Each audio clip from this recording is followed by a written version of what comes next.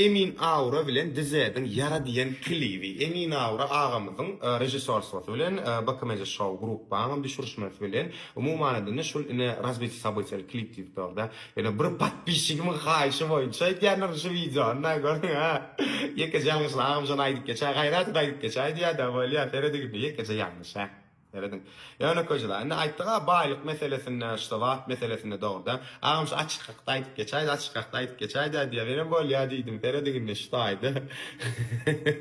Ağamızım açık ne yemeye gerek değil. Hakikaten samim celisi içinde de şöyle yönemin prosu kendimi zar edefim elbette arayım. Neyden ne eylek be. Ol köp klipte bol yani hem çip yok. Ne şabat bir şeymada yüzünce köp klipte bol yani hem için yok. Yani iyi mi ne meşhur patsanatan şu klip yani 3 kere 4 kere gördüm işte yani öyle. Sivitsinde yesi şu klibin janrına göre edenle men böyle açık yani yok demedim ya. Yani Feridin jağış yerine gelip oturuyor ara oğlum.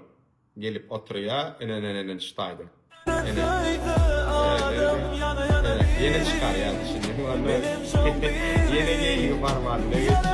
Diyecek öyle aladım. Yine şol gizecek aşıkka yine. Son köp klipte yanlış da akşam açık yapıyorum. Neli yapı görünüyor da. Reşon patsan xahiş etti işte. Ağam inme klipte bazıları açık.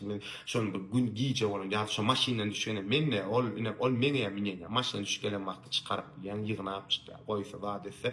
Karoç maşinen tuğa o sen öz keyfin ol sen açık keyif. Ben prosto akşamdan lezzet alasın ile xas akşamdan. O bol biliyor. Yani en şu aşağıda hissesini fitti ağamın dinge gözüme şu düşüyor diyen için patpişik şu an niye şu an emin ağam değil ya rejissör stof bilen malajet men sözüm yok. Yani yine bir komentarda kan adam bile özbekler etti mi özbeklerden alınan özbeklerden göçerler niptir emin ağam şu doğru mu? Yüzden men komentarımda yazıp bilersin tapağı yok hiç yazıp bilersin. Ya şu doğru olsa onun komentarı yaz erkek ya boyun alalım. Bu lilin içindeler. Ne? Dedin ene olmaya görüyor patpişikten kömege ya Allah dönüyor. Şu an şu diyecek öyle Allah'ım emin ağam. Aydıma yeni bir gadada sözüm yok emin ağam. O cevaplar bilen ne aylık diysem ki ama yes hakikaten özüm kadar orta böyle hatta ayratin çem özüm koysa yine bana yaradı ben görmedim de ben kantarda aytım ay oğlanlar meni özüm klipler göremem. Başa yine ağam başı kaydı ba özbekler düşünüyordu.